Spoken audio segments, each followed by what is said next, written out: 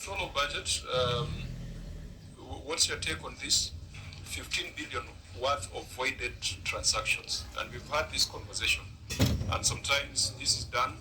They seek the approval, and your office does the approval, then they go back and do their own things.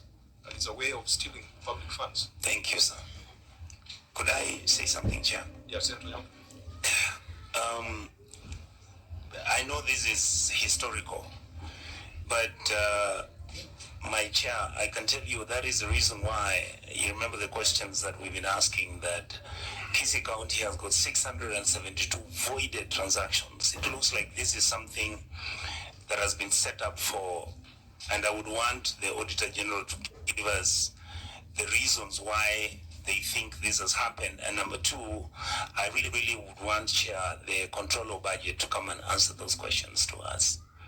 Because there's something going on between Treasury, Central Bank, Controller Budget's office, and finally to the county governments that are receiving the money through the executive.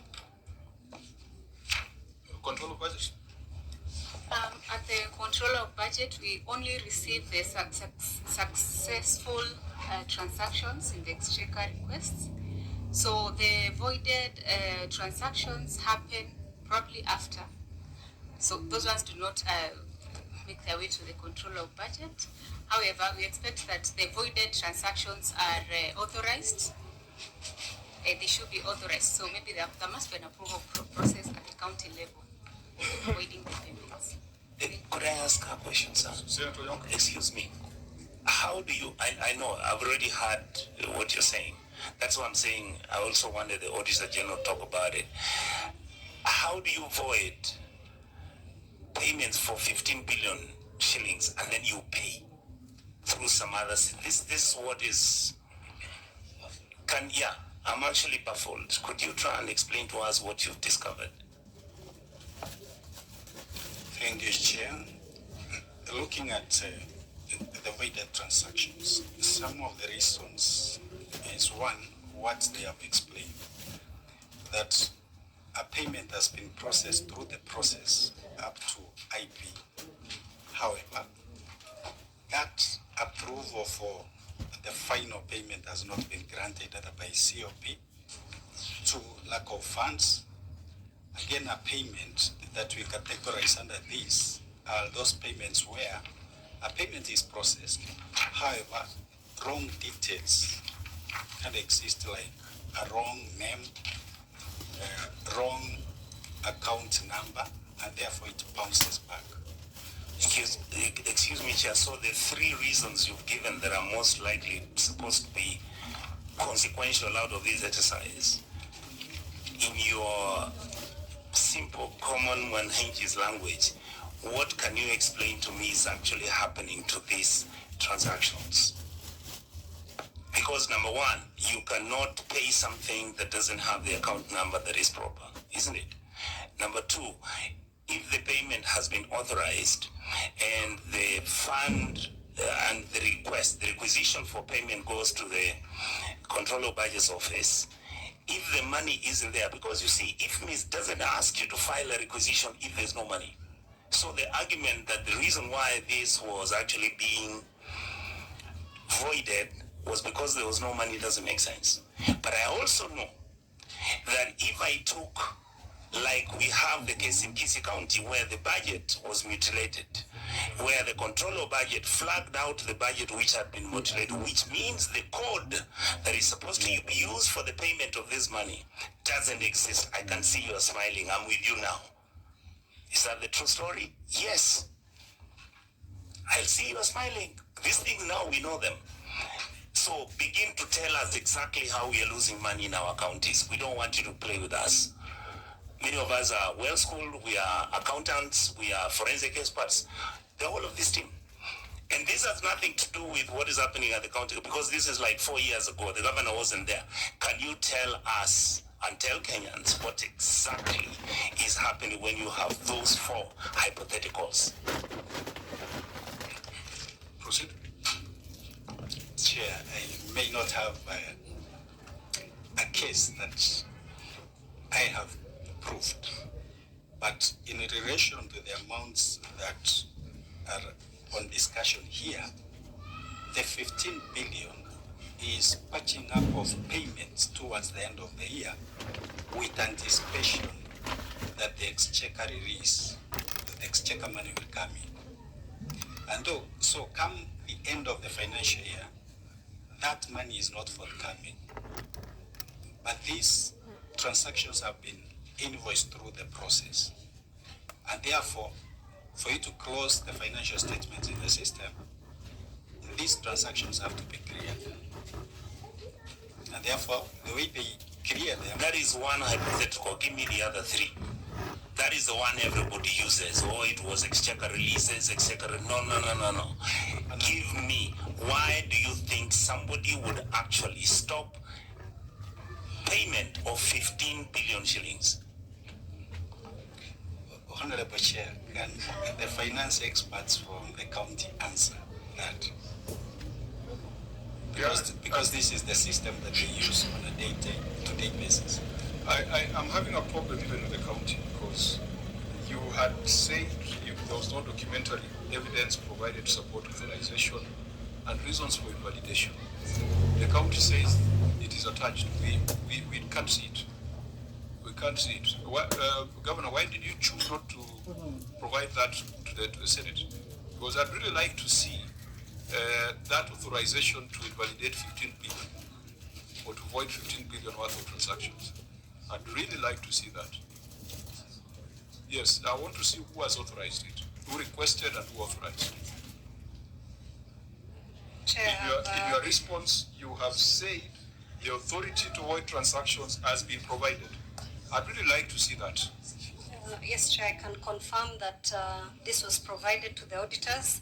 I have a letter dated 3rd August 2022 addressed to the Director, IFMIS Department, National Treasury, requesting for voiding rights for officers working within the county treasury, and 5 of them are listed with their PF numbers, their ID numbers, and email addresses. And the letter was signed by then Acting Head of County Treasury, Mr. Joseph Kadiaka. So, and the response? That is a request?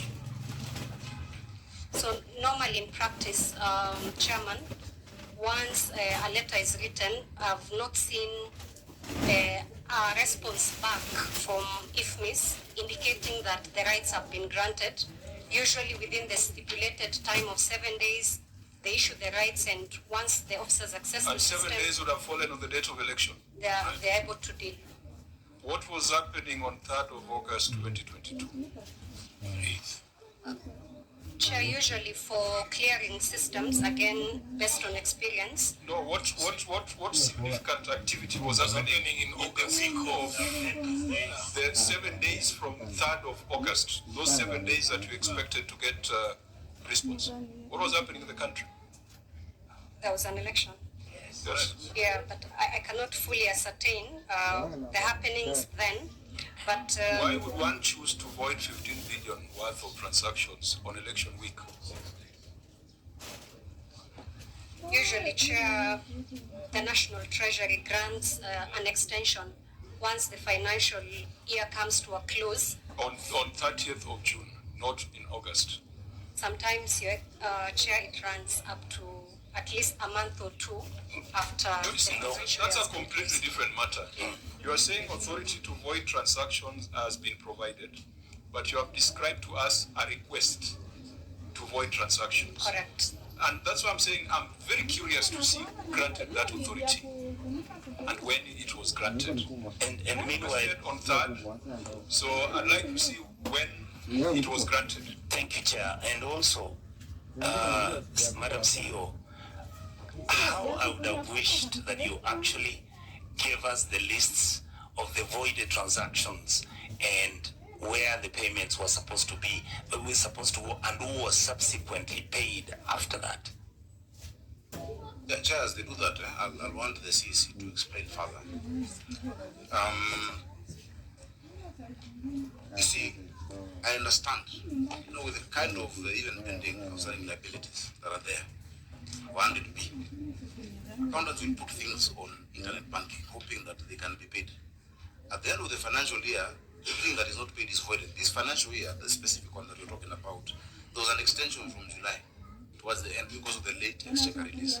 So that is what came coincided with August. Such that now, if it has not gone through by the end of the financial year, you try again next year as a pending. That's what actually happens in practice. So it's not that 15 billion was actually used to pay something else. I don't think there's a time the county has had 15 billion in its account, at a go. But it's that even now, if you go to internet banking, you'll find a lot of payments that are there, just hoping that a decision is made to pay them. You're talking about outstanding liabilities of close to 107 billion. Many of them are there. And they're just hoping that, with this budget I can get my pending bill paid or whatnot. So it's not that if you void, the money is actually then spent from CRF on something else. Because that the auditors will be able to show that. And I can say, Chair, could I ask His Excellency one question? What you're saying is that that's supposed to be a normalcy. the voiding. Yes. It's a procedure. Oh, thank you. Why is the Auditor General raising that issue? Because of the quantum. Hold on. No. He's not talking about the quantum. But he's here. That's what I'm saying. What I'm saying is, like I've said, Governor Sakaja, it's like in Kisi. Why would somebody void 968 payments? What is wrong? In other words, I want them to tell me whether what you are saying, that everything is put on standby waiting to be paid. Is that the case? AOG.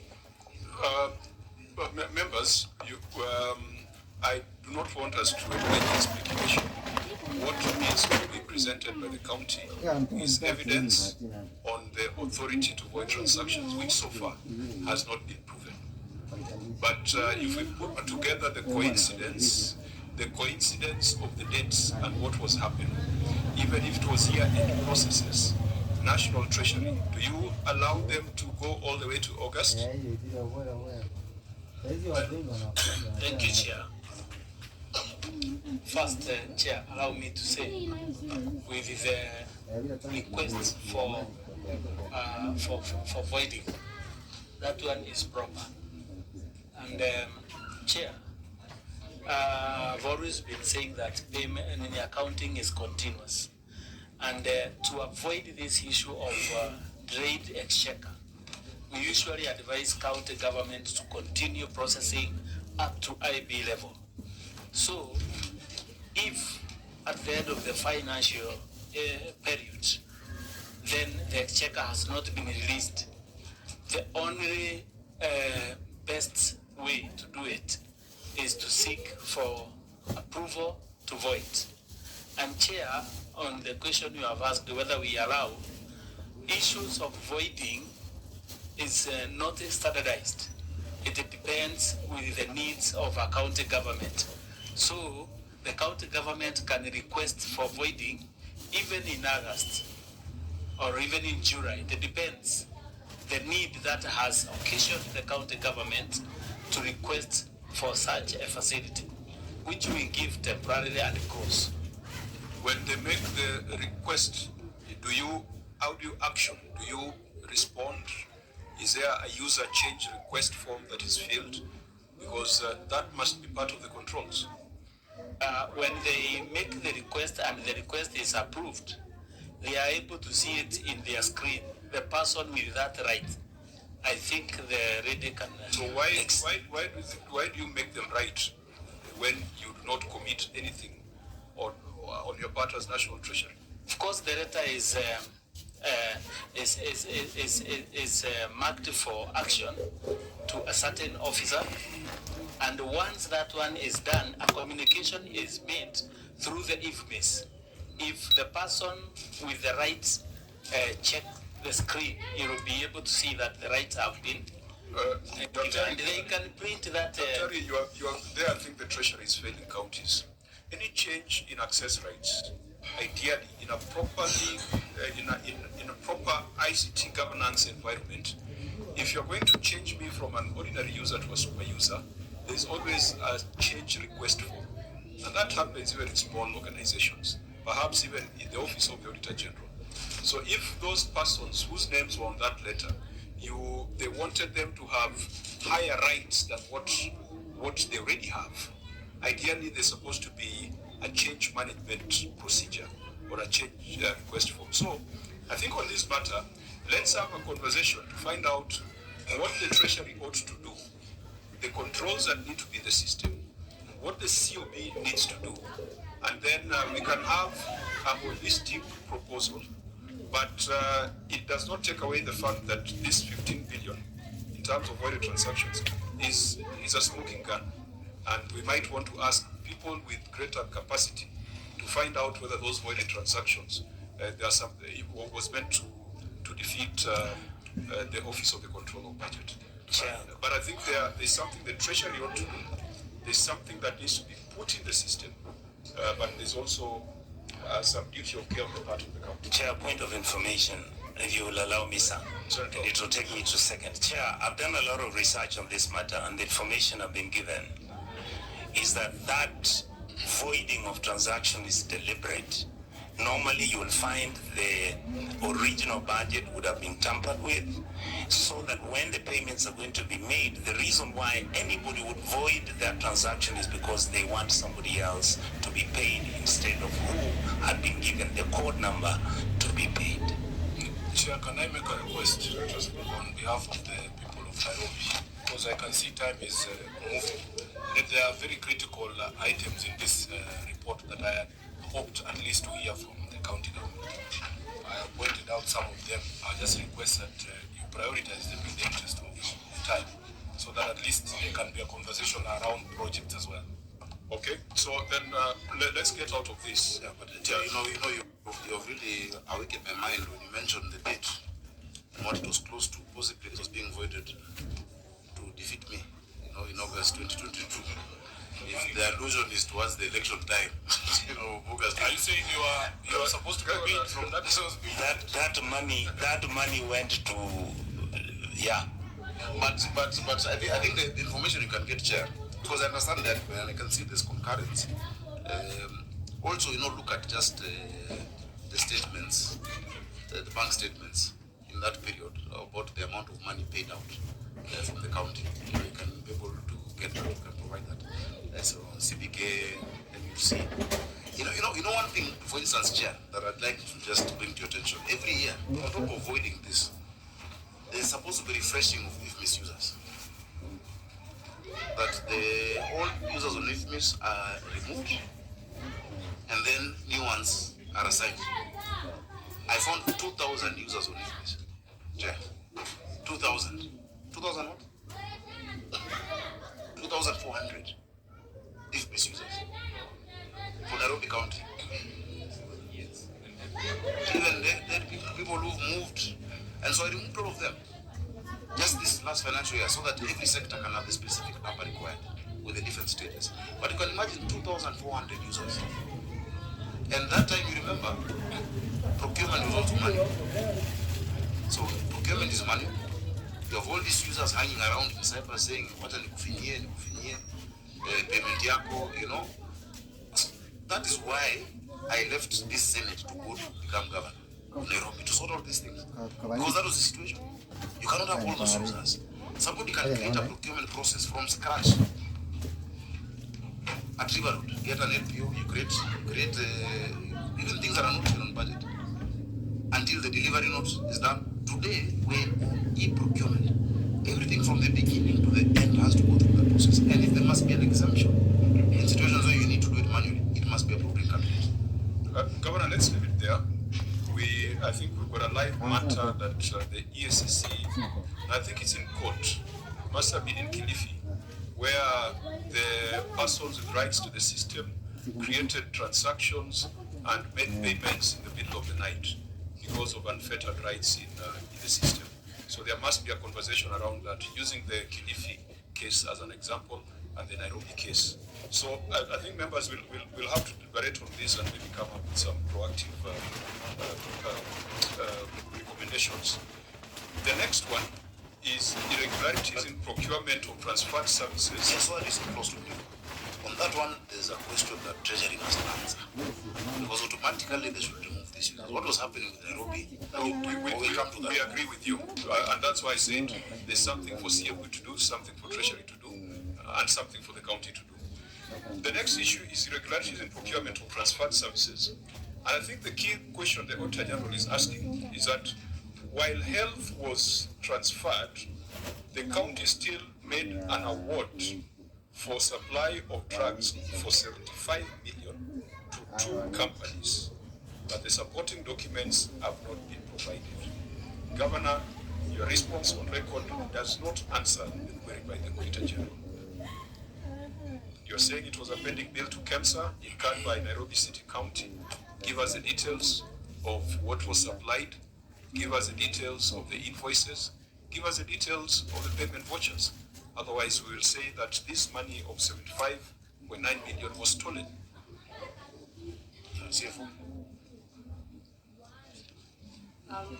Chairman, we tried sourcing for support documentation on the payments cited by the auditors, but we could not, these documentations were not availed to us, and therefore we will leave this matter to the committee for further guidance. So this looks like the theft of 75.9 million and the guys of medical supplies, and we shall be asking the EFCC to be with us on this so that this money is recovered. Dr. Munywa? Allow me to explain this. It is not upon the committee to declare a loss. Financial loss is supposed to be declared by the user department, the county government in this case, so that they are themselves who are supposed to initiate recovery of that money and declaration of loss, so that if they cannot be able to recover the cost entirely, PFM is very clear. They should look for the person who occasioned it through the security agencies.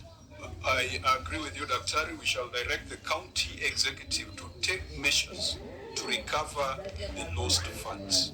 I think that's how we should frame it. It is a county executive to take measures for recovery. The same way we say it for the NHIF insurance payment. It is upon them to initiate. I think I don't want us to go into the next issue is misallocation of expenditure and reconciled bank balances, outstanding interest, account payables, deposits and retentions. May I ask, Governor, whether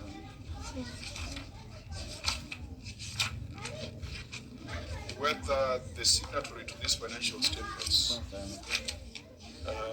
Martha Wambugo, is still in the county executive? Yes, yes, Chair. Is Martha present? No, not only she's still in the executive, she's right behind. Martha Wambugo, you're a member of ISPAC. Just give her the microphone. Yes, Chair. I'm a member of ISPAC. For how many years have your financial statements attracted an adverse opinion? For the last, since the county government started, Have you been signing the financial statements during that duration? for a period of 2 years, For the 3 years, what has been your score? adverse and disclaimer. So would you sit proudly before the Senate with that kind of verdict? No, Chairman, we are not proud of that, but we are working towards getting a favorable opinion from our You auditors. have a professional responsibility. Yes, A Chair. professional responsibility that is personal. It is not about who was governor then. It is not about who was CC then. You as a member of the Institute of Certified Public Accountants, member number 5435, you have signed financial statements for 3 consecutive financial years, which have either been disclaimed or been rendered to be adverse. Why do you think you should be trusted to manage public resources? Thank you, Chairman. As a member of the Institute and with my team members, we've been doing our best to provide financial statements as required. But given the circumstances, some of the issues have not been supported. So the auditors have come up with that opinion due to unsupported transactions But in the preparation of the accounts, we have done our best. When you sign off the financial statements and you have numbers in that financial statement, where do the numbers come from? Aren't they supposed to come from supporting schedules and payment details? Thank you, Chair. They do. They come from IFMIS, they come from the sectors. But at the point the auditor comes to verify these things, some of these things are not provided by the sectors. That is the main problem. So why would you report something that is not supported? We report as per the transactions recorded in our books, in our IFMIS system. But the actual documentation, sometimes to support these transactions, is not available to the auditors. Whose responsibility is it to avail them? It is the responsibility of finance and county treasury to avail them from the sectors. So the sector accountants and the chief officers of the sectors, we are tasked with compiling the reports. So we require the sectors to support us, to give us the documentation. Why are you required to sign these financial statements? Thank you, Chair. As a member of the Institute, as a qualified accountant, that is why I signed these financial statements and also as a holder of that office. What does your signature mean on these financial statements? Yes, Chair. I want you to say it. What does your signature mean? We take responsibility. So you can't tell us for about these sector financial accountants. statements. You can't tell us about other people. It is you as a professional who must take responsibility. And if you do not agree with the numbers they are giving you, you do not sign. Because as a professional, you cannot sign something that is not accurate. Why should we not refer you to the Institute for disciplinary action alongside the others who have gotten adverse opinions? Thank you, Chair.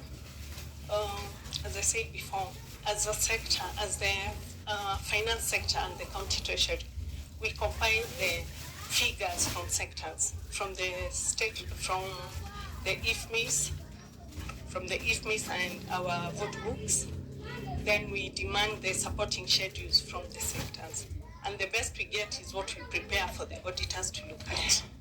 You are accounting like IEBC, where Chebukati signs things at Bomas, then he says go and blame the returning officer in the county.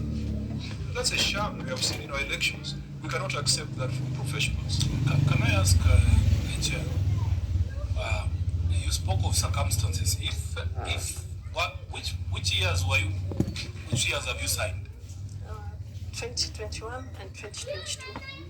What circumstances were prevailing at that time that would make you sign documents that would put you in problems with my chair?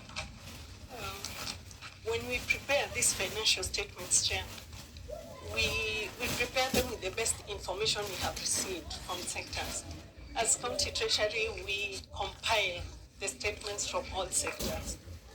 So if every department brings you documents that you can clearly see forgeries, they don't make sense, what is your responsibility as a person who signs on those accounts?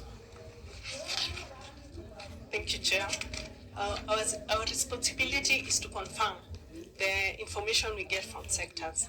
And what we have confirmed is what we put on the financial statements. So everything there you have confirmed? From the sectors, yes. You sounded like Chebukati. Excuse me, Chair. I can actually see his face, Chair. Yeah, Chair. For me, this is what is wrong with our systems. This is wrong. This is the reason why devolution is dying. You ain't brave enough not to do your job. You ain't brave enough to stand up to the stealing that goes on. All right? The governor was not there. You guys were the custodians. Sasa umebeba mkia. That is where we are. And we are not going to fall back on these issues. Because you can't bring documents here which mean nothing to us. And then you assume all of us are dunderheads. We know nothing, we see nothing. Who are you protecting? This is where we are. We are really feeling frustrated. And yet you look like you know what you're doing. You sound like you're well schooled. Imagine, I just feel like you threw away the water with the baby. Senator Cherarke. Maybe Auditor General, you have finished 22-23. How does it look like through the chair? 22-23. What was your opinion?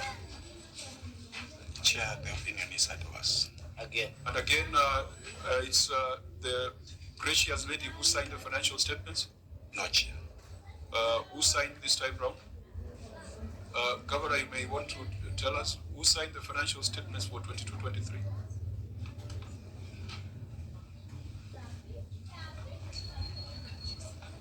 Joseph Gadiaka. We are going to crack very hard on professionals who have the responsibility of doing the right thing, and they don't do the right thing, and they assume it's business as usual. You have seen what has happened in your county assembly, and we are seeing the same kind of situation in the county executive. And again, Governor, he does not have to take the Senate to talk to your staff. I mean, you should shield them by making sure that you take administrative action or training, so that when you come here, you are telling us, we had some problems, but I've already asked the Treasury to train my people. And so there's going to be an improvement. But we are not going to allow them to hide behind the governors. If you've got a professional responsibility, accounting, HR, procurement, we shall come for you directly through your professional body. Chair, I was not finished.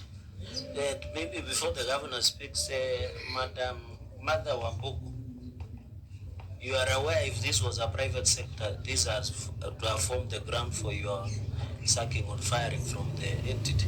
Are you aware when you get advice? I think it's only in public sector where you are rewarded. Are you aware of the implication of adverse opinion? I am, Senator. Yeah? I am aware, Senator. Okay. Chair. Governor, what are you doing, internally? You've had disclaimers since the onset of devolution, and then it has gone to adverse opinions, and your first year in office, it's still an adverse opinion. What are you doing? What's the conversation on capacity? Chair, thank you. Thank you. Chair, this is why I am the governor of Nairobi now. From 2013 to 2018, 13-14 financial year, 14-15, 15-16, 16-17, 17-18, 18-19, Nairobi County got disclaimer, opinion. Yeah? That, it was just terrible, completely. And you remember this is coming from the council, then the first county government. So 13, 14 to 18, 19 was disclaimer. From 1920 up until now, it has been adverse. The things were, and that is why we took the bull by the horns to go for this position, to say, okay, look, what is the systemic problem?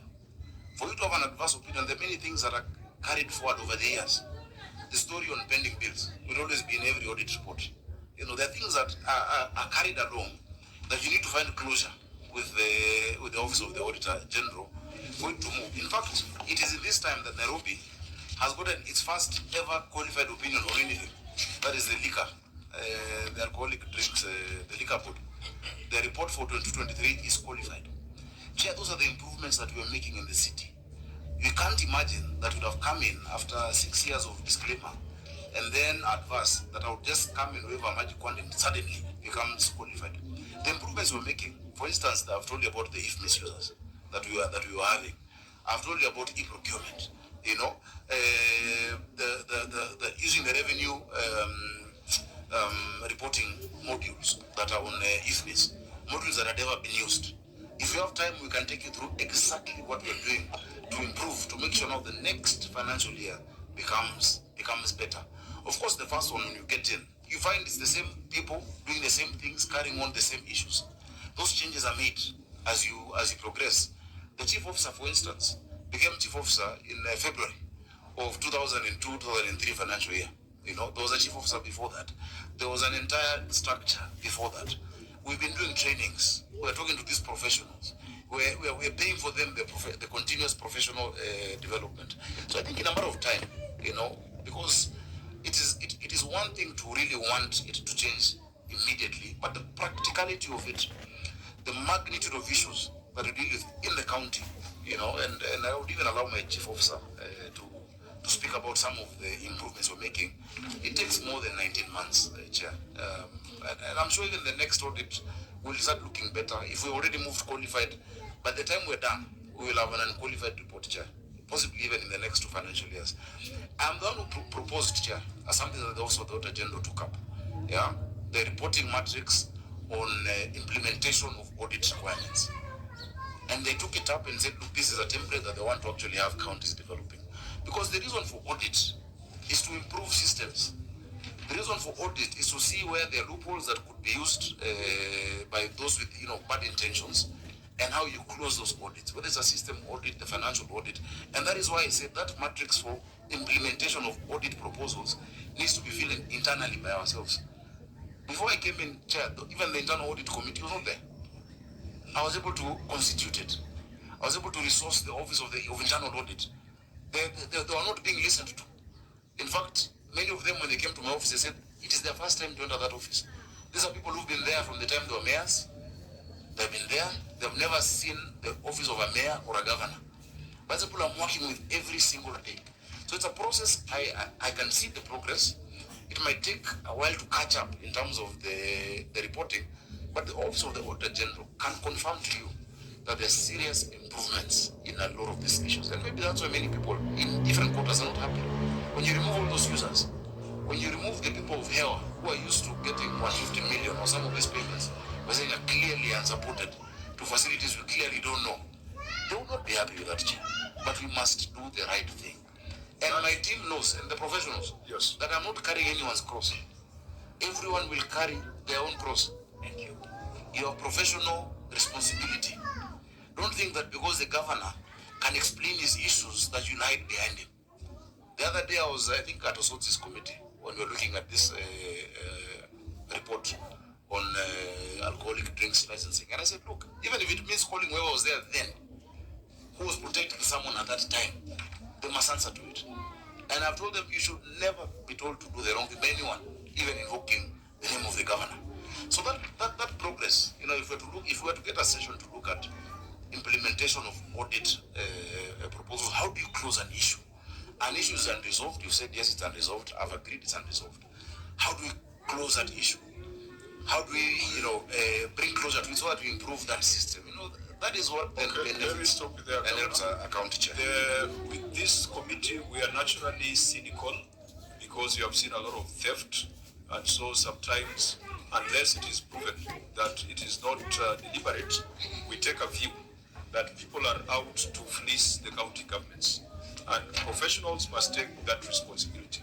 Now, I think looking at the time, we had said that issues to do with legal pending bills, issues to do with the 11 billion to NMS, we will have to call for a separate sitting. There could be a few issues here where we'll take the written responses, but there are some 2 projects here. I think let's go to the project on the project. Excuse me, Chair. 12 points.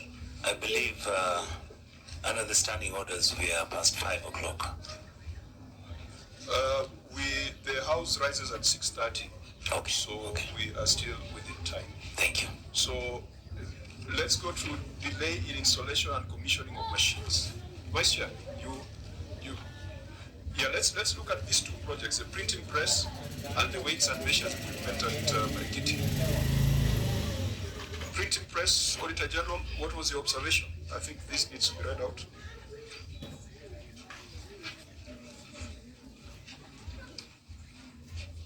It is on page 20 of your audit report. I think that is under lawfulness. Under the report of lawfulness. Issue number 11. Delay in installation and commissioning of machines. Printing press.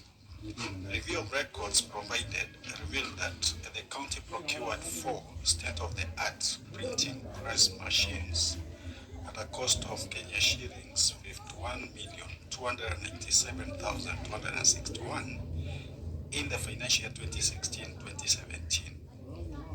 Fiscal verification carried out revealed that although the machines were delivered, 3 of the machines, Perfect Binder, Kenya shillings 10,025,743, Offset Printing Machine, Kenya shillings 14,410,000, and Gun Time Machine, Kenya shillings 7,575,046, had not been installed.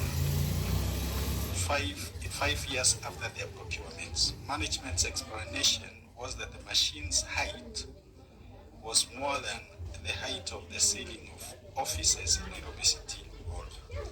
And as a result, they could not fit, putting into question if feasibility study and user acquisition and specification had been carried out before initiation of the purchase. Thank you, Chair. Governor, may you read your response? Chair, my response is as presented in the document. Just read it, just read it, because the Auditor General also read it. Read their finding. I'll ask the CC Finance to read that response. I'll explain. Space for installation of the 3 machines was identified at the basement of main city hall. The 3 machines are, as had been pointed out, offset printing machine. Your management response first. 3 machines are offset printing machine, guillotine cutting machine, and a perfect binding machine. The requisition was done and forwarded to procurement for award. Advertisement for award was done on 18th of March 2024, and no one met the requirements. Advertisement of the same was done on 8th April and closes on 14th April 2024. What was the requisition that was done? What was it for? Let me ask for assistance from the Director of Procurement so that we know what the procurement was. What requisition are we talking about here? What materials in 2016, a printing press in 2016, it has not been implemented, there is no value for money. So I thought that's what you are going to be responding to.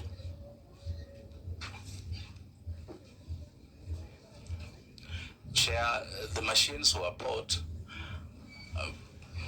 but the place where they were to be installed was not sufficient for the machines. So they were looking for a place where the installation could be done, So which has not been done up to date. what was the basement of main city hall supposed to? What are you supposed to be doing at the basement? But the basement is the machines could not fit at the basement. At the basement. Yes, Chair. Now, a requisition was done and forwarded to the procurement for award. What requisition? For what? For award of what? What are you looking for? You are looking for another city hall, or what are you looking for? No, I'm not brief to the requisition, Chair. Governor, this is your management response that you have tabled. It is not making sense. Let me help them. Let me help them. Chair, it is. First of all, I doubt the machines are still state of the art. You know, this is the problem I'm telling you we're dealing with. When you find something procured in 16, 17, Governor, and has not been used. Governor, I'm explaining what. Order, let me guide you. Because of time and because of the mood of the house, just tell us. The procurement is for retrofitting part of the basement to be a printing room. Because the issue is the height. You'd have to demolish, almost break columns at the current printing room for these machines to fit. And so a section of the basement, because the height allows there, is now being, retrofitted to actually accommodate the machines and to have them used. So that's a requisition you're talking about. That is a requisition. Because this does not tell the story. Yeah, I should have given details. What in your procurement plan? How much is that supposed to cost? I don't have that information here with me, Chair, but you can check. No, by the time you advertise the award, then it means there was a procurement plan. Yes. So, what is the amount? What was the provision? Head of supply chain? I'll chair, this is a very recent matter. It was closed on the 14th of April, just 2 weeks ago. Yes. Chair, the QS was to look for the funds and the drawings before installation. But So we advertisement was done on 18th of March. Can you do advertisement before you have done without a procurement plan? Actually, Chair, it is criminal to. I'll confirm, Chair, because it was given that I don't have the information. Are you the head of supply chain? I'm the head of supply chains. Are you a member of the institute? I'm a member of.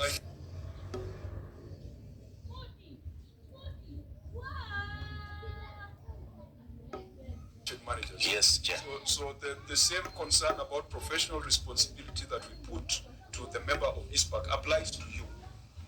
Are you aware of the management response that is before the Senate? No, Chair. Now, Governor, why did you call troops who don't even know which direction to shoot? No, End up shooting you in the back. And Chair. I think the last, is it the last line of the paragraph on the audit query is very clear. Because the question is feasibility study and user acquisition. The specification was not carried out before initiation of the purchase. What they should have done is to provide that information, according to me. I don't know. Yeah? And again, just to give us what has been bought, you know, so that we are sure those things were bought. We don't even know whether those things are bought or not, or rather delivered. We are dealing with 51 million Kenya shillings. So it's not pocket change. So the auditors this for me should be one of the most embarrassing things I've ever had. You know, you live in a bed sitter and you go and buy a 6x6 bed. Then when you get to the door, the bed cannot fit. Then you advertise a tender to demolish one of the walls so that the bed can fit. I think it is very embarrassing. It's terrible. And Governor, That is why I invite to be governor to sort out such things. yes, but It's still a problem. Chair, It's if you allow even getting worse. your officer back there, Governor, is actually adding insult to injury. That you can get into advertisement of a tender before you have a budget and you know how much money it is. He cannot be in charge of supply chain management, and he doesn't know this is something that has closed on 14th of April as well. Possibly you just look at the specific problem. Yes, and there's a reason why we are Order, Governor. Allow the senator to. There's a reason why we're asking that. You will find even more absurdity when you realize the project, the cost of demolishing City Hall to fit these machines is twice the amount of the machines, the value of the machines. That's why we ask this question. But you will break City Hall down. Is that a statement of fact? I said you might find. In the absence of that document from your director there, we don't know how much money it is. It's, you know, if you give him time, he can actually just get it from the procurement officer in that sector. Procurement is decentralized to the sectors. What I know is that it's around 2.5 million shillings that we're talking Who about. signed this management response, Governor? I can see the signature of Asha Abdi. Yes. Is Asha Abdi in the room? Yes, Chair. So, Asha Abdi, are you responsible for this management response? Yes, I have submitted. Of course, it is a governor's response, but you're the one who put it together. Yes. What are you telling us here? Chair, maybe I can just shed light on this. Procurement is currently decentralized at the county. Acquisitions are done by the sectors. We have fully implemented e-procurement end to end, and therefore the user department actually carries that function from the point of requisition to contract management. So could be that's why the director. Yes, there is decentralization, but yes. what's the point of convergence as far as the PFM is concerned? The director supply chain management. Yes, so you cannot run away from that responsibility. Where you delegate duties, responsibility still remains. Accountability, and is it accountability or responsibility? It remains at the center. So tell us, you have spent 51 million to buy a printing press in 2016-2017. Perhaps some of you were not in the county government. What are you doing to make this thing work? So if I can answer the question, one, We do not do any advertisement unless there's a budget provision for it, simply because if you're doing e-procurement, then there's no way you can advertise for a project without a budget.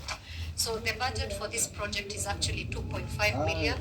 It is at initial stages of procurement. Advertisement was actually done on 8th of April and closed on 14th April. We are yet to close on this tender, but at least the procurement process has started to ensure that these machines are actually put to use because the services are required by the county. What was the intended objective of this machine? Printing machines. Yes. Chair, if I can. Sorry, yeah, just explain. The amount of money spent. Exactly. Yeah, because it's a value for money question. Actually, it's a value for money question. And I believe the thought behind this was to ensure that the county minimizes its current expenditure on printing. From experience, every sector was actually outsourcing for printing services and spending quite colossal amounts of money to suppliers, while these services could easily have been provided in-house. So that is the reason behind. Have an indication of how much we spend every year on printing services? I don't have that information at the moment, but we can have it availed, Senator Singh. Why must it be only at the basement and not in any of your other county government facilities? Currently, there is availability of space at the City Hall basement. Chair, the governor has to spend millions to make it ready. The governor has hosted us in some of the rooms at City Hall. They have very high ceilings. I don't know why we need to demolish basements. No, there's nothing going on. The 2.5 million is to create space for it, at the basement. And with the printing requests, the printing needs. I think I want us to, Governor, please crack the whip on your team. This thing, you have inherited a skunk, but you are still carrying it around. You need to get rid of it because 51 million in 2016 obsolescence, whatever, if it's technology, if it had movable parts, if there's been no service, if it's not been used for that duration, you will go and repurpose your bed sitter, then you find that the thing is not working. Yes, Chair, you can imagine an entire term of office of somebody and the NMS and everything in between didn't even use these machines. These from 16, 17. So 17, 18, 18, 19, these are 51 million of Kenyans money. Yet people are still printing things. In fact, you must check if there are printers who are connected to people who get that contract to keep printing and make the machine deliberately not work. So what we're coming to do is to say, okay, look, we have these machines. Can we make them work? When I got in our data center, for instance, had not been utilized. It was not being utilized. One spent so much money in making us have a proper data center. Now that we've activated it and put all whatever we need to use it for, is only realizing these machines brought to us during Kidero's time are now getting obsolete. They have been quiet. In fact, my discussion with World Bank is like, look, you put money in this project for us to use technology. For the last 5 years, it has not been activated. Kindly extend to me fresh machines. There's a Nairobi addressing system, physical planning, the addressing and street naming system. For 5 years, it had been installed in a room that was locked. And then we went and opened up that room. We are the second city in Africa to have a physical addressing system. But for 5 years, in fact, the guys who did it here, we were the first because it was not being implemented. They went to implement it in Kigali, in Rwanda. So, Chair, these are things I have found. And we can say what I inherited, I will not call it a skunk. But there was a problem from leadership to inspiration because the same people have been able to improve on many things. Chair, in the first financial year we got into office, of course, the election is in August, September, whatnot. I was able, with the same people, to raise the highest revenue in 5 years. With the same people. This financial year, which is the second one, as of today, I already surpassed that record. And okay, I still have 2 months. Let's not go there. We have said revenue will have a separate conversation. Yeah. Let's go to Ukulima Market. Is that Marikiti? Weights and measures equipment at Ukulima Market. Auditor General, what's the issue here? Chair. Yeah, just Read the entire. Yeah. Yes.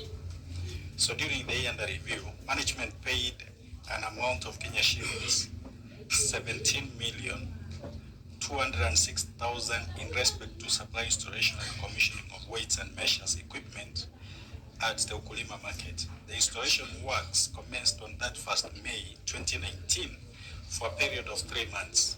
The scope of works included foundation civil works, costing, weight office building works, supply, weight bridge, deck and sensors, CCTV system, setup costing, equipment installation and calibration, 4 dormant platforms and 10 electronic counter scales. Physical inspection of the markets carried out in the month of November 2022 revealed that machines with a cost of Kenya shilling 7,686,000 comprising of equipment installation and calibration, 4 dormant platforms and 10 electronic counter scales had not been installed.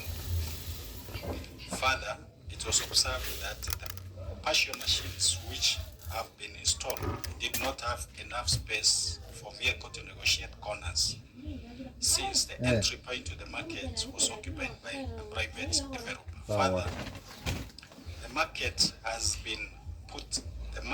has never been put into use, and this exposed the already completed works to vandalism and deterioration. In addition, whereas the works had been supervised by Nairobi Metropolitan Services, the payment for the works was made by the Nairobi City County Executive. No evidence was provided to confirm that NMS had authorized the county to pay. In the circumstance, it was not possible to confirm value for money of expenditure totaling to Kenya shillings 17,206,000. Thank you, Chief. The county's response. CFO. Thank you, Chair. Contract for supply, delivery, installation, and commissioning of weights and measures equipment was awarded to Gokan Technical Services Limited in the month of October 2016 with a price schedule. The installation works commenced on 31st May 2019 for a period of 3 months, and the scope included foundation civil works, way office building works, supply of way bridge decks and sensors, CCTV system setup and equipment installation and calibration. These works were indeed supervised by engineers from the then NMS, as evidenced by Annex 1 attached on appointment of resident engineer by the Director Public Works and Transport. Supply of 4 dormant platforms and 10 electronic counter scales were done through the delivery note by the contractor to the County General Stores on the 27th July 2018, Annex 2 attached. A recent visit to the general stores confirmed the existence of the said equipment at the stores. The dormant platforms and electronic counter scales were to be utilized at Kangundo Road Wholesale Market, which was later converted into a retail market. Upon completion of the works, the Director Public Works and Transport informed the CCO Trade to appoint an inspection and acceptance team, which was then constituted and issued a certificate as documented in Annex 3. The contractor had no mandate to get rid of the developer blocking access to the weighbridge, the only access being one way to and from the platform. Would you just expound on your last sentence?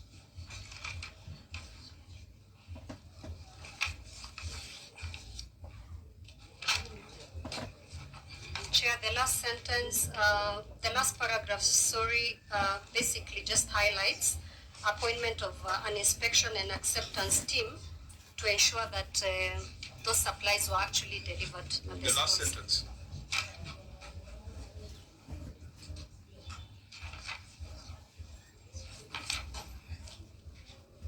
The last sentence is on the contractor blocking the entrance. Well, yeah, just explain that. I'm trying to make sense of it. And Governor knows who taught me English. the same person who taught him English. CFO, what's that? What's that statement about? Maybe I can try and assist Chairman. This equipment, although we are talking about Wakulima market, I hope this I hope you're restricting yourself to the last yes. sentence. Yes. Okay. So this dormant platform, a decision has been made to move it to the Kangundo Road wholesale market. That's the new market in Kangundo Road. But the way the market was designed, there was where the market was built, and then there was an area outside that was supposed to provide access.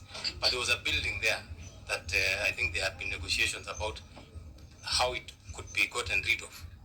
Not a county building, but a building that was owned by a private person. So this last sentence is the fact that because that building was standing, there was no access to take that equipment into that Kangundo Road market. And Chair, as of today, that building has since been demolished. Whose building was that? Is that our land or private land? It was county land, but it over the years somebody had built private. Honorable Governor, you know, when you say the contractor did not have the mandate to get rid of a developer, that mandate is with somebody in this room. We claim public land. Yeah, so you know Kangundo Road Market. In the middle there was a building, what we used to call Mama Uru building. And there was, back and forth in terms of her compensation. She made it political, former president, etc. But we finally brought down the building. Before you do a demolition, sometimes you have to get concurrence from the regional police and whatnot, the administration. And so you'd find one side pulling back. But we made a firm decision. We've since demolished that building because she had been compensated a different site. The market is very vibrant now, but it needs this, weighing machines because there's a component of wholesale that we're doing on that side. So that has been done, and so this installation should be going on for the weighbridge, because that is why we demolished the building. Vice Chair? Governor, so the question was, I think it was under public participation, that this one was supposed to be Ukulima market. So what happens to your people who wanted to have this service within Ukulima market? Since what we had procured on behalf of Ukulima market, you are taking it into Kangundo. Number two, who incurred this private developer? Was she or he? You said he for she or she for he. Was he or she compensated, or you just demolished and that was it? And now you have access to this Kangundo market. And finally, my final question is, so on these aspects, are there that you are able to put in Ukulima market? Like there were so many like CCTV system, equipment installer calibration, 10 electronic counter scales. Are you taking all of it to Kangundo, or some were put in Ukulima market to ensure the service of your people are gotten within the Ukulima? Because I would have expected that by the time it was being procured, although you are here with us, then by the time it was being procured, there was a need assessment for that Ukulima market. Thank you, Chair. Senator Smith? Maybe a quick one. I don't see in the response of the county executive where the answer to this question that has been raised by the Auditor General, the works had been supervised by the NMS, but payment was done by the Nairobi City County Executive, and no evidence was provided to confirm that NMS had authorized the county to pay. Okay. Governor, very brief responses, and I'll committed to the members that will be done by 5:30. We might just extend that by 5 minutes max. Proceed, Governor. Yeah, Chair, administrative decisions can be made on where you want to use this equipment and on how a market is going to be activated. The thinking in the county has been that to even reduce a lot of the congestion in CBD to have these wholesale markets, more of them out in the outskirts. And that is why Kamundo market is also going to be wholesale, hence the installation of that way bridge. We also have Mutuni market, which is currently ongoing at 44 million shillings in the Great South. It is strategically located on the bypass. The Mazuri coming up. And the number we promised Route 20, and we are on course. Chair, on the issue of then what happens to Okulima? Okulima market is actually being relocated in its entirety. It's being pushed further down because of the railway city plan. The railway city that is coming right away of the railway station and Okulima is close by there, has taken that land, but the financing agreement from the British government has provided resources to build a new Okulima market. And so the new one will come with all of these specifications, way bridges, cameras, etc. So what we have, it is prudent for us now to move to Kamdo Road market so that it is used better. These decisions have to be made. You know, when you come in and find these things in stores, what is the best use of it? And if you find, Chair, just as a segue, the kind of things we found in stores even helped me put up the first ICU. The machines are not getting there. But no one had been able to bring A, B, and C together and create a solution for Nairobians. Chair, on the question of LMS payment, that the works was supervised by LMS, but payment done by the city county executive. I'll ask because I've not seen that response. I'll ask the chief officer that finance or the CC to just respond on that. Though I know there are a number of issues that you'll find. You see, for instance, this one, if it started in 2019, you know that it started before NMS.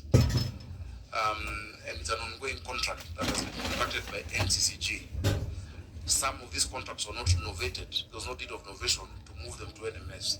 So the engineers at NMS, many of whom are still county engineers, would supervise work that is still being done by the county, but the payments would be done by the county, by NCCG, not by NMS. You have a number of contracts like those that just started right before the NMS period check. I think that should suffice. There was one final matter that the Senator for Nairobi has brought to my attention: contract for an existing road. Contract for an existent road. What we want to confirm, Governor, is whether the contract that has been cited there, if it was awarded and if payments were made. Auditor General, and a contract for an existent road, can you confirm whether payments were made against the contract?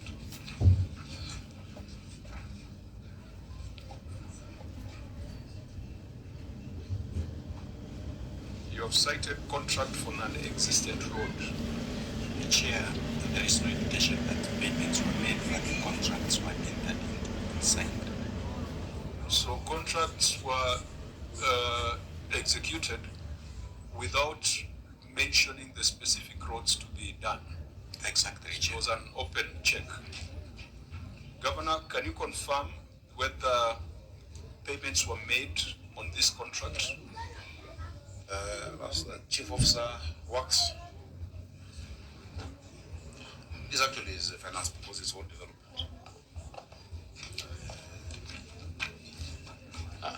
You have Engineer Eston. I'll ask the Director of World Development Program to come. These are, if you look at the reference and the contract number, that's our World Development Program contract in Mlango.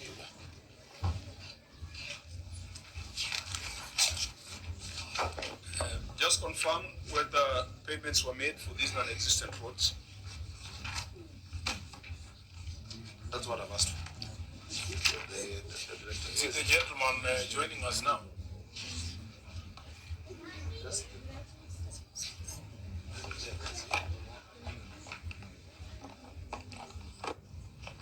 Thank you, Chair. The payment from Lango Kubwa was not done. And there's evidence of termination of contract? Yeah. So shouldn't that then, should that have been provided to the Auditor General so that it stops being alarming? That's what you should have done. a letter terminating the contract. Chair, what I'm interested in more is if the need for roads in Mlango Kubwa went away. Because if it didn't, then we should be seeing fresh procurement, because the response from the governor there is that the contractor failed to commence works. And perhaps that would be the basis for termination of contract, but I'm sure the roads are still needed. So what has been done since then? There's still WDP projects in Mlango Kubwa. There are quite a number, I think, the engineer Kimathi. In fact, I was supposed to open one this week. That's completed. But engineer Kimathi can give us a list of the ongoing and completed projects. 2019-20 is a while back. I know the current MCA and the ward committees there have, certain projects that we are undertaking, including roads. Yeah, we have roads that we've completed in Mlango Kubwa thereafter, but even in 2022-2023, we've completed roads in Mlango Kubwa, and we are starting new projects in the same ward. So the issue of the need for the road is still there, and we are continuing with that, the program, the One Development Program. Honorable members, Nairobi is a complex organization, and review of the Auditor General's report will never be as swift as it is for the other counties, because Nairobi has a bigger budget. During this period, there was a complication of NMS. Nairobi has got a huge on-source revenue stream, and that is why at the beginning we agreed that we must, to provide closure to the 2 financial years, we must still have a conversation on revenue to look at the 8.9 billion that Nairobi received. And we must also have another conversation with NMS to account for the 11 billion that was transferred to the NMS. I want to propose that the issues that we have not interrogated orally, we will look at the written responses for both financial years. Where the Auditor General feels that there is a very material matter that needs further clarification, we will put those issues together so that when we come back for the interrogation of the revenue statement, or when we come back for the interrogation of the 11 billion NMS transfer, then we can deal with the remnants that require further clarification by the county government. If there's an issue which the Auditor General feels has been resolved, we shall mark it as such. If there's an issue which the Auditor General strongly feels is still outstanding, and the records before us cannot change that position, then we shall make a declaration as such. If that is agreeable, I would just want to point out one other thing, Governor. Your contingent liabilities are not properly stated. It's 21 billion, but you have excluded litigation in progress. Your county attorney is present. No. Yeah, county. How many matters are active and live in court for and against the county government of Nairobi? Because as I asked that, because this would be important for our next session, I want you, Governor, to, if you're looking at the financial statements, to look at the note on contingent liabilities. And that should be, I think it's been disclosed twice. Because I've noticed that there's some omission that might not paint the right picture. So far, I think that's on page 48. Other important disclosures, page 48 of the financial statements. Where under contingent liabilities, you've got 21 billion, which comprises of water loans, government guaranteed loans, and actuarial deficits and interests. That's 21 billion. But on court cases against the county, it is blank. In terms of disclosure of contingent liabilities, litigation in progress should also be disclosed. Therefore, your contingent liability, Governor, far exceeds the 21 billion that has been reported. County attorney or solicitor, how many active matters do you have forward against the county? Thank you, Mr. Chairman. As you have rightly said, that actually the contingent liabilities actually nobody changes because legal matters are dynamic in the sense that there are those actually may have been concluded, but actually they may proceed in another matter in terms of execution. However, the active cases that actually we are having in our registry now is about 700. 700. Yes. So as far as disclosure is concerned, there needs to be some estimate because each matter there is a value, there is an amount at stake. So what the finance department ought to update, the legal department ought to update the finance department is in the likely or unlikely event that the case is determined, what would be the implication on the county? So court cases against the county cannot be zero. It needs to be disclosed, and sometimes it's an estimate based on the matters before court. So, Governor Sakaja, you might find that your potential liabilities far exceed your revenue of 29. Was it 29 billion? It's a serious risk. It's a serious risk to the existence of Nairobi City County. So I just want to emphasize that that disclosure needs to be made. We've been talking of 21 billion, but that excludes litigation in progress. Now, I want to hear from the CPAs whether we have the same understanding as far as disclosure of litigation in progress is concerned. Who's the head of reporting?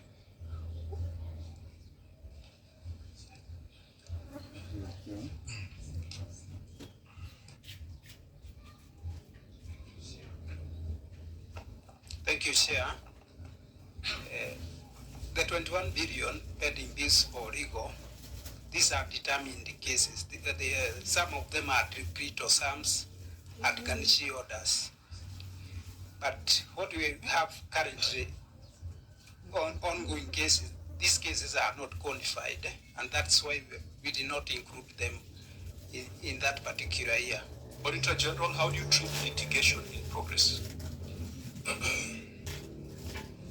Chair, if you go to the financial statements on page 23 and significant accounting policies, they have already indicated what should go there.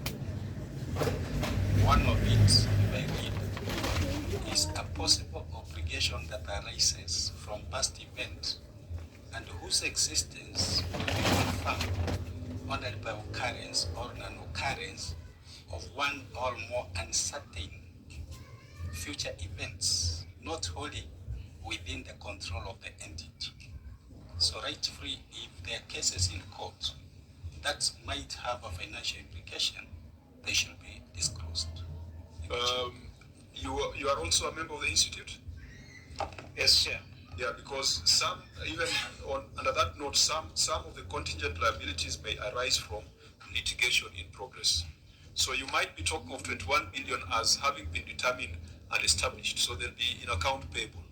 Yes. But what is the estimate? What is, because it's more of a risk management practice, that if all these cases were to go against the county government of Nairobi, will the entity continue to exist? So that disclosure is important. Court cases against the county cannot be zero. And I think that the governor must demand that visibility, must demand that disclosure. It does not mean that you're going to pay, but you must make some reasonable estimates so that in the event that occurs, you are able to make financial arrangements to settle that obligation. So your contingent liabilities far exceed 21 billion. And Auditor General, I think you need to demand for that disclosure in subsequent reporting cycles. Chair, I want to confirm that during the verification that we carried out before appearing in the Senate, this issue was brought to the attention of the client, and I think we're in agreement that going forward, those disclosures need to be made. Do you have any reasonable estimate of what that would be? the court cases against the county? Have you attempted to quantify? That information we requested from legal department but what they provided is the listing of the 700 cases without the amounts. So you must demand for that because it's required for disclosure purposes. Yes. There are 700. I mean, if each case was even $1 million, that's still a very significant amount. That must be found in the event that your legal team does not do a good job of defending the county government. Yeah, on that we're in agreement with the Auditor General in terms of that report. Okay, so then let's bring this conversation to a close, but with the rider that there are still some things that we need to go further, the ROR, the NMS, and if there is any residual matter that requires the confirmation by the government. Members, any remarks in closing, or we donate our time to the governor, to the senator for Nairobi?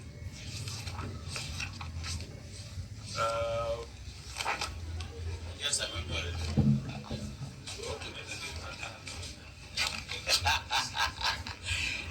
Just a request, Chair, just a quick one. Yes, as much as we appreciate what Governor Sakaja did, please, Mombasa is not in very good shape. Mombasa Road is not in very good shape. Do something about Mombasa Road. That is the face of this country. That is the Ministry of Roads and Transport. I'd like to send RK to deal with that. CS Murkomen should be the one doing that. Thank you. But he's busy in funerals and Arambe, so unfortunately, it's not the purview of the governor. Thank you. My chair, I want to say just two things. Governor Sakaja, I want to say thank you for coming for this meeting because it's been a meeting we wanted to hold. I've only one very important request to make to you. You're amongst the young leaders who've been given an opportunity. The expectation is very high on you. I really wish that you do your best. I know you mean well because I've been with you for now, I think 3 days, Chair, going through different committees and listening to you. I hope that the team sitting behind you, I hope that team understands that we are not joking anymore. We will hold you to account, and we want Nairobi to be a very good city. Thank you, sir. Now, okay. Senator Dulo. 2 minutes. Okay. I must say that you have tried. Yeah? I think for the last one, is it 1 week or for the last week, we had counties appeared before us. And majority of the governors were referring the response to their chief officers and CECs. But from what we are seeing today, I must say you have tried. Keep it up. It looks like you are actually on top of things. And I'm sure if you continue like that, and also holding the officers under you accountable, which is a very good thing. So keep it up. Wish you all the best, despite the challenges. Thank you. Since the senator for Nairobi carries, we have donated all our time to him, he might make a very lengthy speech. So I will prefer the governor to come first, closing remarks, and then we wind up. Thank you, Chair. I don't think I have much to add. When I vied for the position of governor of Nairobi, I knew what I was going for. When I made the decision to vie for senator of Nairobi, I was with you in Belfast or London Derry, one of the two places in Northern Ireland. And I remember I was chairing a meeting, but I chose not to chair that particular session, and I was scribbling on a long notepad. That time we were in the same committee. You're a senator, I was a member of the National Assembly, but chair of the Cohesion Committee and Equal Opportunities. I understand my city of Nairobi. For many years, our city has been on a free fall, especially following 1992 elections, when the ruling party then lost grip of the capital. And so there's been a lot of systemic decline in our city over those years, whether it is in matters of land, in matters of fiduciary, issues. And so when I took this task, I knew what I was going to face and what is ahead of me. As you've seen, from 2013 to 2018, Nairobi has been getting disclaimer opinions. It's been a mess. From 2018 to 2022 has been also equally a problem. But when you're faced with such a task, what do? You summon the best that you can put together. Of course, you believe in God, but you must have a plan on how to sort out this city. This city will be sorted out by ourselves. And that's what I keep telling my team. It is true, most of the staff in the county, apart from the chief officers and not all chief officers, some chief officers are even there, and I promoted them. But apart from chief officers, CECs and advisors, most of the staff have been there. Just this weekend, there was a celebration of Team 89, inspectorate officers who joined in 1989. And many years are there, some have retired, 35 years ago.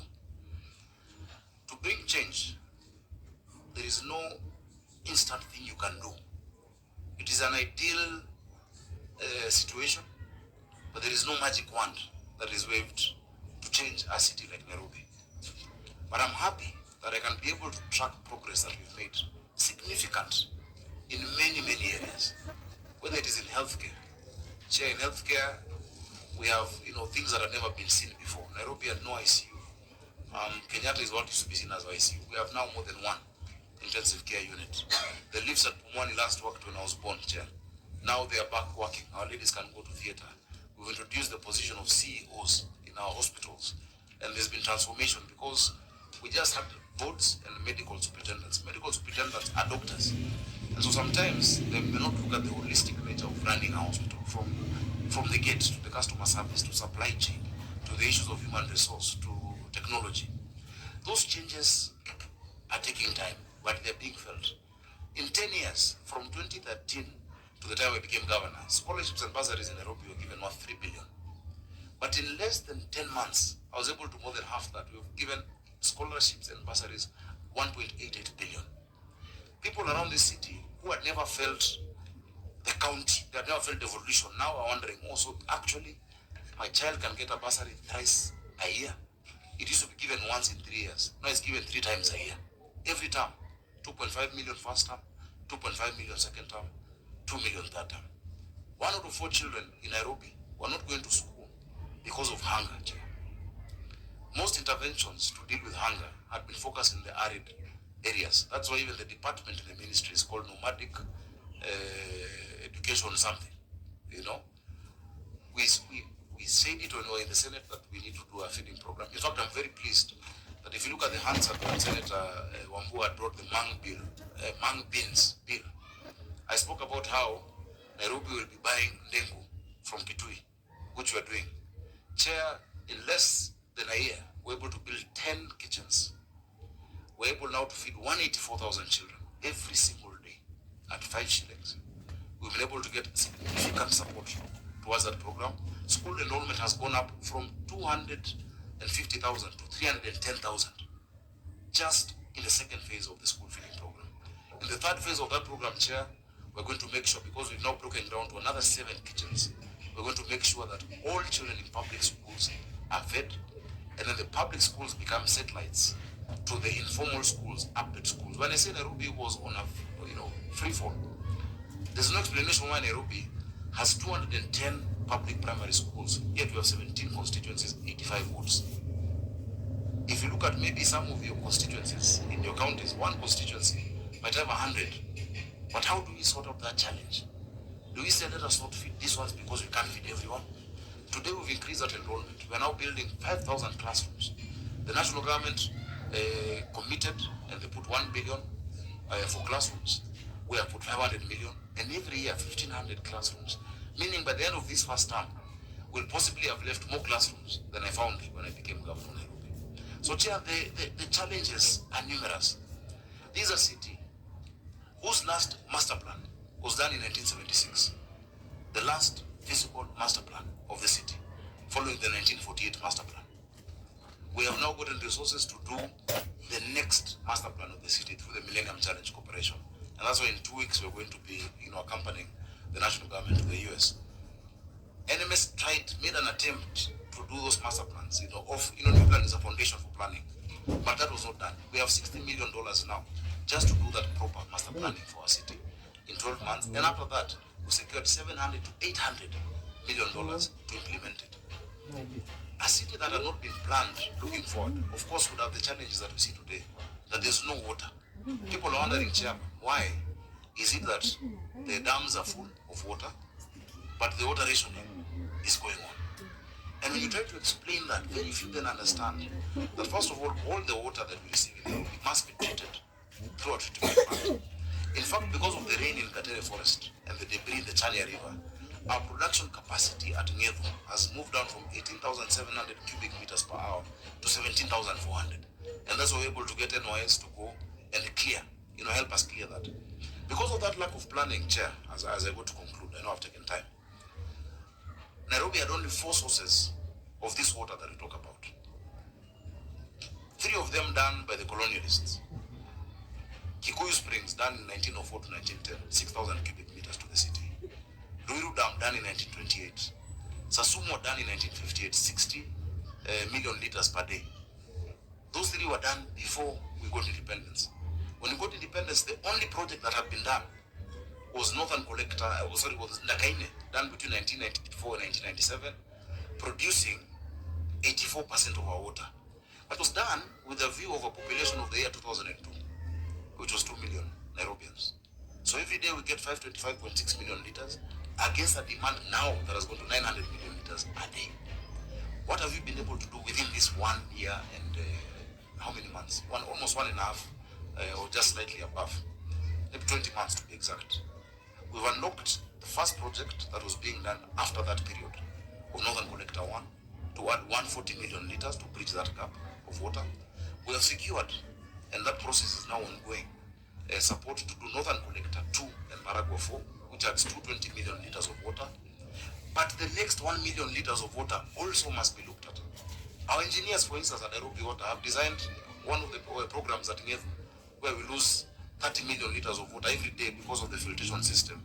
Just at 2 billion is now going to bring back that 30 million liters, half of Senator Medhu's Sasumwa in his county. Just at 2 billion shillings back to the grid. The future will not plan itself, Chair. The challenges are there for the city, but the opportunities are there for us. We hope that, Chair, even to engage the Senate, my senator, our members of parliament, resident associations, there are so many stakeholders, that this year, our vision 2050, we can then now look at Nairobi. By the year 2050, with a population of 10.5 million people, what needs to be done today, moving that way? So Nairobi is a peculiar city. As you said, I saw a report saying that our revenue is that of 30 counties combined. The GDP of Nairobi is $28 billion. Rwanda as a country is $11 billion. Burundi as a country is $2 billion. We're engaging financiers out there saying, look, you can support Nairobi directly. We want to come to you, and I gave a presentation to the devolution committee. We want to come to you on how you can enable us as a county move beyond the limitations of municipal financing that this city needs. Unless we get significant financing, it has been raining, people are talking about drainage. To expand the drainage to the extent that we want is billions of shillings. So unless we can be able to discount our future income, we know for sure we'll never get less than 20 billion a year, whether or not we collect on-source revenue. And I fully it is going up. Unless we can be able to do that, we've gotten transactional advisors. We'll need the Senate to support us in that process. So, Chair, there are many things that I can talk about, but let me not talk about it. But just to underscore, I've been a senator longer than I've been a governor. I've been a legislator. Leadership needs bold decisions to be made. You find a situation, you look at it, you address it. While addressing it also, you must make sure you create political stability, for you to be able to implement it. Unlike NMS, whatever was there, we are not military, we have to work with the people. then, you know, whatever entity was there was not a threat politically to anyone. No one was trying to pull it down. But now that where we are, and I'm very happy that despite a lot of misinformation that has been out there, the Senate, and particularly your committee, has been objective enough to look at the issues. I want to conclude by saying that I'm very happy that this notion or idea that the county government of Nairobi or the governor of Nairobi does not want to be held accountable. I hope that that is debunked. Chair, I've come to the Senate more than any other governor. This today is possibly my third interference in this financial year, you know, to different and various committees. Out of 15 invites, in fact, for you, you said one invite, you know, that was missed, or two. We are ready for accountability, being accountable, and I keep telling you, audit is a tool to help the county. But I want my officers to know that no one will protect you again. Everybody must answer for themselves. Everybody must be able to answer for the actions they take, no matter who is your boss. And that is why everybody signs a performance agreement. I have performance contracts with my CECs. They have in turn signed performance contract with the chief officers up until director level. So I want to thank you for your cooperation. The Senate really can support Nairobi County in many counties. You know, if governors understand what the true essence of Senate is, I think we can actually make our counties work, and we can make Nairobi work. So thank you for your patience. We've taken a whole day, but just to let you know that I'm available to come. And in fact, I was telling the Committee of Devolution, I will also proactively invite the committees and even this committee to look at specific issues in order to help us be better at serving Wananchi. Our citizens sometimes are not very patient in terms of what they want everything now. But we must also, as political leaders, carry them along and let them know this is what we're doing, this is the progress we're making. We're not there. And sometimes we may falter, but we've moved from point A to point B and we're moving to point C. That is the essence of leadership. So thank you so much for that. Thank you, Governor. Senator Sifuna. Thank you, Chair. Because my colleagues were generous enough to donate their time. Governor, sometimes you read the room. These guys have been here from morning. It is not always necessary to put out your view of your achievements at every point. I can assure you, when Nairobi works, it will not come from you. You will be hearing it from the people of Nairobi that in Bakassi South it is working, in North it is working, in Dagoretti it is working. So personally, I would encourage you that some of these issues that you raise, you know, we have differences of opinion as to how well they're working, but I think it is within your right to, can I use the word trumpet, or I will be ruled out of order, some of the things that you are doing in order for the city to work. But when this city works, Governor, you will never have to say it, I can assure you, because you will be hearing it from the people themselves. So I want to thank the members of the committee for their patience, because as the chair has said, we have a very, very unique county here in Nairobi, and some of the stories that have emerged, you can see from the discussion that they are very unique. They don't happen anywhere else. And Governor, I think our responsibility as leadership is to paint the correct picture of the state of affairs of the county of Nairobi so that we can be helped. When I'm trying to convince my colleagues here, and I'm happy that this year we were in consonance to vote for higher resources to go to the counties, they should be in the picture of some of these challenges that we're going through. If I am trying to convince a senator from Lamu that we are not the same, that you know, our electricity bill alone is equivalent to his equitable share, then it helps when we paint this picture for everyone, for us to know the sort of situation we are in. Some of the discussions here, you yourself have admitted, there is just some embarrassing things that go on in our county that no one can be proud of. If you buy a machine that you know very well cannot fit in any of the premises you have, how do you explain that? So it is important for us to bring out the challenges we are facing as a county so that we can actually be helped. And specifically for this committee, Governor, this committee has been extremely helpful to you and your county government. From the decision of NMS on pending bills, that happened before this committee. The question of upgrade schools is happening, the conversation is happening in the Senate. Me and the MP for Madari are sponsoring an amendment to the Education Act to recognize those schools so that you don't have an excuse as to why you are not feeding the kids in those schools. The question of Mama Margaret Kenyatta Hospital was resolved in our Senate Health Committee, chaired by Senator Mandako. and of course the passage of the extra resources for this county. So my encouragement is that you need to paint the actual picture. In Nairobi, nobody is going to be patient with you. It doesn't matter how many times you repeat that it's only been 1.5 years. This is one of those counties that you build the boat as you say, because nobody is going to wait for you. At the end of the day, somebody who requires those services, the roads, the medicine, the healthcare, is not going to sit back and say, oh, by the way, our governor is still dealing with NMS problems. We must work on these problems progressively as we move on. So for me, really, I don't want to speak further than that.